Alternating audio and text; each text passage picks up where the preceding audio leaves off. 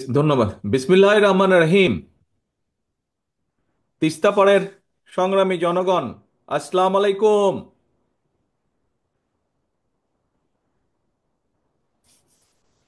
আজকে সারা বিশ্ব, পৃথিবীর সব মানুষ আজকে দেখে রাখুক, আজকে জেনে রাখুক যে উত্তরাঞ্চলের এই যে লাখো কোটি মানুষ তিস্তা নদীর পানির ন্যায্য হিস্সা থেকে আজকে বঞ্চিত, এবং এই জন্য এই কারণে মানুষগুলা আজ এখানে অধিকার, যে মানুষের যে পানির অধিকার, এই অধিকার আদায়ের দাবিতে এইসব মানুষরা আজকে জাগো বাহে তিস্তা বাঁচাও স্লোগানে গত 2 দিন ধরে আপনারা সকলে এখানে তিস্তা পাড়ে সমবেত হয়েছেন। তিস্তা নদী রক্ষার আন্দোলনের এই উদ্যোগে আজকে যে এই যে 2 দিন ব্যাপী আয়োজিত এই অনুষ্ঠান, এই অনুষ্ঠানের আজকের আমাদের মূল নেতা, সভাপতি আসাদুজ্জামান দুলু, বিএনপি সহ বিএনপির অগণিত লাখো নেতাকর্মী সহ গণতন্ত্রের পক্ষের বিভিন্ন রাজনৈতিক দলের আজকে উপস্থিত, গত 2 দিন ধরে এখানে উপস্থিত নেতৃবৃন্দ সহ এই সমগ্র এলাকার বিভিন্ন শ্রেণী পেশার বিশিষ্ট মানুষজন যারা আছেন, বিশিষ্টজন আছেন, বিশেষ করে এই উত্তরাঞ্চলের সংগ্রামী জনগণ, আপনাদের প্রতি রইল আমার সংগ্রামী অভিনন্দন। প্রিয় ভাইরা, উত্তরাঞ্চলের পানির এই ন্যায্য হিস্যা বঞ্চিত মানুষেরা আজকে সারা বিশ্বকে জানিয়ে দিতে চায় যে ভারতের সঙ্গে বাংলাদেশের 54টি যে অভিন্ন নদী, এই নদীর পানির ন্যায্য হিস্যা প্রাপ্তি এটা কোনো কারো করুণার বিষয় নয়। এটা আন্তর্জাতিক আইন অনুযায়ী এটি বাংলাদেশের প্রাপ্য, এটি বাংলাদেশের মানুষের প্রাপ্য। অথচ আমরা কি দেখছি? আন্তর্জাতিক নদী আইন, তিস্তা নদীর পানির ন্যায্য পাওনা আদায়ের জন্য আজকে আমাদেরকে আন্দোলন করতে হচ্ছে। বাংলাদেশের মানুষকে তথা উত্তরাঞ্চলের মানুষকে আজ আন্দোলন করতে হচ্ছে। এই পানি বন্টন নিয়ে আমাদের প্রতিবেশী দেশ বাংলাদেশের মানুষের সাথে অপ্রতিবেশীমূলক আচরণ করেই চলেছে। আপনাদের সকলের জানা আছে, আজকে প্রায় 50 বছর হলো ফারাক্কার অভিশাপ থেকে বাংলাদেশ মুক্তি পায় নাই। এখন আবার তিস্তা বাংলাদেশের জন্য আরেকটা অভিশাপ হিসাবে দেখা দিয়েছে। সব আন্তর্জাতিক আইন লঙ্ঘন করে আমাদের প্রতিবেশী উজানের গজলডোবায় একটা বাঁধ নির্মাণ করেছে, করে তিস্তার এই স্বাভাবিক পানি প্রবাহকে তারা নিয়ন্ত্রণ করে চলেছে। তাদের এই অপ্রতিবেশীমূলক আচরণের কারণে আজকে উত্তরাঞ্চলের লাখো কোটি জনগণ বন্যায়, খরায় দুর্বিষহ জীবন পার করছে। পানির অভাবে তিস্তার বুকে আজকে ধু ধু বালুচর। একদিকে পানির অভাবে নষ্ট হচ্ছে হাজার হাজার কোটি টাকার ফসল, আবার কখনো হঠাৎ করেই, এই দেখেন 2 দিন আগে যেমন হয়েছে, হঠাৎ করেই উজান থেকে ছেড়ে দিচ্ছে পানি, আর সেই পানির কারণে বন্যায় ভাসিয়ে দিচ্ছে সাধারণ মানুষের ঘর বাড়ি, কৃষকের আবাদি ফসল ভাসিয়ে দিচ্ছে। প্রত্যেক বছর এই বন্যার কারণে বলা যায় প্রায় সময় বন্যার কারণে এমনকি কোনো কোনো সময় বছরে 3বারও বন্যা হয়েছে এই অঞ্চলে। আর এই বন্যার জন্য প্রতি বছর তো ভাঙন তো আছেই, নদীর ভাঙন, শস্যেরও যে আর্থিক ক্ষতি হচ্ছে, প্রায় লক্ষ কোটি টাকার আর্থিক ফসলের ক্ষতি হয়। প্রিয় সংগ্রামী ভাই বোনেরা, এই যে 5ই আগস্ট চলে গেল, এই 5ই আগস্টে আমরা দেখি যে একজন পালিয়ে গিয়েছে এই দেশ থেকে, একটা খুনি এই দেশ থেকে পালিয়ে গেছে, স্বৈরাচার এই দেশ থেকে পালিয়ে গিয়েছে। এই স্বৈরাচার একটা কথা বলেছিল একবার, নিশ্চয়ই আপনাদের সকলের মনে আছে, কি সেই কথাটা? স্বৈরাচার বলেছিল, ভারতকে যা দিয়েছি সেটি তারা সারা জীবন মনে রাখবে। প্রিয় ভাই বোনেরা, এই ভারত শুধু পলাতক স্বৈরাচারকেই মনে রেখেছে, বাংলাদেশের জনগণকে তারা মনে রাখেনি। সেই জন্যই পানির যে ন্যায্য হিস্যা বঞ্চিত তিস্তাপারের বিক্ষুব্ধ জনগণের মনে প্রশ্ন, পলাতক স্বৈরাচারকে ভারত যা দিয়েছে, বা পলাতক স্বৈরাচার ভারতকে যা দিয়েছে, সেই পলাতক স্বৈরাচারকে আশ্রয় দেওয়া ছাড়া ভারত কি বাংলাদেশকে আর কিছু দিয়েছে? কিচ্ছু দেয় নাই। সারা বিশ্ব জুড়ে, প্রিয় ভাই বোনেরা, সারা বিশ্ব জুড়েই কিন্তু সব প্রতিবেশী রাষ্ট্রের মধ্যেই সমস্যা সমাধান কিংবা পারস্পরিক স্বার্থ জড়িত থাকে।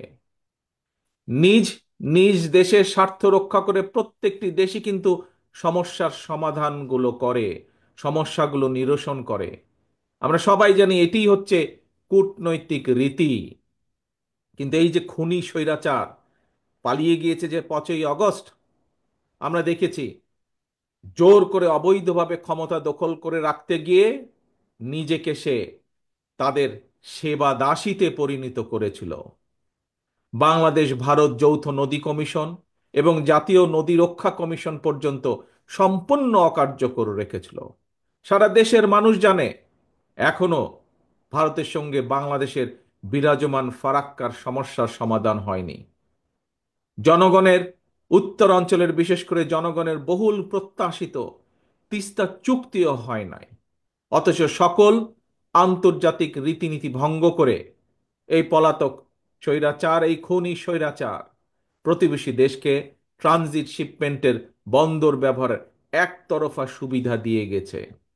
এইসব চুক্তিতে মিনিমাম ন্যায্যতা পর্যন্ত রক্ষা করা হয় নাই। প্রিয় ভাই বোনেরা, বাংলাদেশের মানুষ মনে করে প্রতিবেশী দেশের সঙ্গে প্রয়োজনে সকল অসম, অন্যায্য এবং একতরফা যে সকল চুক্তি, এগুলো পুনর্মূল্যায়ন কিংবা পুনর্বিবেচনা করা দরকার। প্রিয় ভাই বোনেরা, সবার সঙ্গে বন্ধুত্ব, কারো সঙ্গেই বৈরিতা নয়। আমাদের পররাষ্ট্রনীতির এটি হচ্ছে মূল স্লোগান বা মূল নীতি। কিন্তু সময়ের প্রয়োজনে সময়ের প্রয়োজনে হয়তো এই স্লোগানটি বা এই নীতিটি পুনর্বিবেচনা করা দরকার। বর্তমান বিশ্বে স্থায়ী শত্রু স্থায়ী মিত্র বলে কিছু নেই, বরং একটা দেশের সঙ্গে অপর দেশের সম্পর্ক হবে পারস্পরিক স্বার্থ রক্ষা, ন্যায্যতা এবং প্রয়োজনের ভিত্তিতে। সুতরাং সম্পর্ক রক্ষা করার ক্ষেত্রে নিজ দেশের এবং জনগণের স্বার্থ রক্ষাই হতে হবে প্রথম এবং প্রধান অগ্রাধিকার। এ কারণেই বিএনপির স্লোগান সবার আগে বাংলাদেশ। বন্ধুত্বের দোহাই দিয়ে বাংলাদেশের জনগণ আর কাঁটাতারের বেড়ায় ফেলানির ঝুলন্ত লাশ দেখতে চায় না। সীমান্তে নিরীহ বাংলাদেশিদের সীমান্তে নিরীহ বাংলাদেশিদের রক্তাক্ত মরদেহ আর বাংলাদেশের মানুষ দেখতে চায় না। প্রিয় দেশবাসী, প্রিয় তিস্তা পাড়ের ভাই বোনেরা, প্রতিবেশী দেশ ভারত যদি পানির ন্যায্য হিস্সা না দেয় বা দিতে যদি দেরি করে, তিস্তা চুক্তি করতে অনীহা দেখায়, তাহলে দেশ এবং জনগণের স্বার্থে, জনগণকে বাঁচাতে, কৃষিকে বাঁচাতে, কৃষককে বাঁচাতে, নদী বাঁচাতে, নাব্যতা রক্ষা করতে, তিস্তা সমস্যার সমাধানের জন্য আমাদেরকেই আমাদের বাঁচার পথ খুঁজে নিতে হবে। দেশীয় এবং আন্তর্জাতিকভাবে সকল সম্ভাব্য বিকল্পকে কাজে লাগাতে হবে। এবং এ কারণেই আমরা মনে করি পানির ন্যায্য হিস্যা আদায় করতে জাতিসংঘ সহ সংশ্লিষ্ট সকল আন্তর্জাতিক ফোরামে জোরালোভাবে বাংলাদেশের দাবি তুলে ধরতে হবে। একই সাথে প্রতিবেশী দেশের সাথেও আমাদেরকে কূটনৈতিক কাজ করতে হবে, কূটনৈতিকভাবে আলোচনা শুরু করতে হবে। আবার আন্তর্জাতিক অংশগ্রহণের উদ্যোগের অংশ হিসাবে আর সময়ক্ষেপণ না করে অবশ্যই আমরা মনে করি বাংলাদেশকে 1992 সালের ওয়াটার কনভেনশন এবং 1997 সালের জাতিসংঘ পানি প্রবাহ কনভেনশনে স্বাক্ষর করা জরুরি হয়ে পড়েছে। প্রিয় ভাই বোনেরা, আন্তর্জাতিক উদ্যোগের পাশাপাশি বিশেষ করে উত্তরাঞ্চলকে মরুকরণ থেকে বাঁচাতে তিস্তা মহাপরিকল্পনা বাস্তবায়নের কোনোই বিকল্প নেই। আপনাদের প্রিয় দল বাংলাদেশ জাতীয়তাবাদী দল রাষ্ট্র জনগণের সমর্থনে আল্লাহর রহমতে রাষ্ট্র পরিচালনার দায়িত্ব পেলে আগামী দিনে অবশ্যই আমরা অগ্রাধিকার ভিত্তিতে তিস্তা মহাপরিকল্পনা বাস্তবায়নের সব রকম উদ্যোগ আমরা ইনশাল্লাহ গ্রহণ করব। পাশাপাশি পাশাপাশি বর্ষা সহ অন্য অন্য উৎস থেকে পানি সংরক্ষণ করে রাখার জন্য বাংলাদেশের ভেতরে থাকা তিস্তার ডান পাশের 7টি নদী এবং তিস্তার বাম পাশে 5টি শাখা বা উপনদী, এগুলোকেও খনন করা অত্যন্ত জরুরি। এগুলোকেও খনন করতে হবে আমাদের। এছাড়াও পানির বিকল্প উৎস তৈরি এবং পানি সংরক্ষণের জন্য নদী ও পানি বিশেষজ্ঞদের পরামর্শ অনুযায়ী দেশের বিভিন্ন স্থানে জলাধার নির্মাণ এবং পুনরায় শহীদ জিয়ার সেই খাল খনন কর্মসূচি চালু করব ইনশাল্লাহ আমরা। প্রিয় ভাই বোনেরা, আমার সামনে এখানে বহু সম্মানিত মুরব্বী রয়েছেন। সে মুরব্বীদের উদ্দেশ্যে বলতে চাই, প্রিয় মুরব্বীবর্গ, আপনাদের অনেকেরই মনে আছে সারা দেশে স্বাধীনতার ঘোষক শহীদ রাষ্ট্রপতি জিয়াউর রহমানের খাল খনন কর্মসূচির কথা। তখন একটি স্লোগান ছিল, বিখ্যাত স্লোগান। কৃষকের কাছে, গ্রামের সাধারণ খেটে খাওয়া মানুষের কাছে একটি পরিচিত স্লোগান ছিল, প্রিয় স্লোগান ছিল। কি সেটি? খাল কাটা হলে সারা, দূর হবে বন্যা খরা।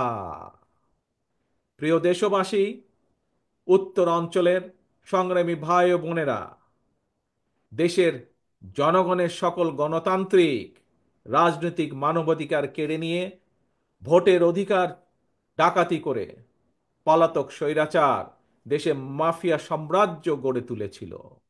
এই পলাতক খুনি স্বৈরাচারের আমলে জাতীয় নির্বাচনকে খেল তামাশার বিষয়বস্তু বানিয়ে ফেলা হয়েছিল। জনগণকে বিগত 15টি বছর ভোট দিয়ে সংসদ সরকার অর্থাৎ জনগণের নিজের সরকার প্রতিষ্ঠা করার কোনোই সুযোগ দেওয়া হয় নাই।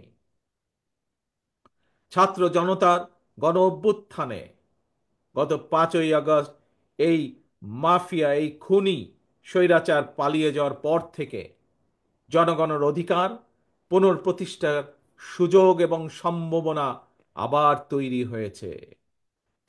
ভোটের অধিকার প্রয়োগ করে জনগণের কাছে দায়বদ্ধ একটি গণতান্ত্রিক সরকার প্রতিষ্ঠার সুযোগ। কিন্তু গণতন্ত্রের পক্ষের শক্তি কিংবা সরকারের কোনো হঠকারী সিদ্ধান্তের কারণে যাতে এই খুনি পলাতক স্বৈরাচার আর তার দোসররা পুনর্বাসনের সুযোগ না পায়, সে ব্যাপারে আমাদের সকলকে সতর্ক থাকতে হবে। সে ব্যাপারে আমাদের সকলকে ঐক্যবদ্ধ থাকতে হবে অতীতের মতন। গণতান্ত্রিক দলগুলোর পক্ষ থেকে জাতীয় নির্বাচনের কথা শুনলেই অন্তর্বর্তীকালীন সরকারের কেউ কেউ বিচলিত হয়ে ওঠেন।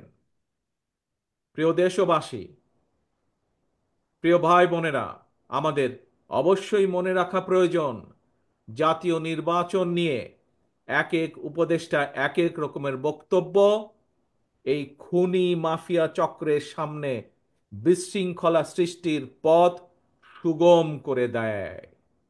এই জন্যই বিএনপি বারবার এই অন্তর্বর্তীকালীন সরকারের প্রতি তাদের কর্মপরিকল্পনার রোড ম্যাপ ঘোষণা করার আহ্বান জানিয়েছে, প্রতিবার আহ্বান জানিয়েছে।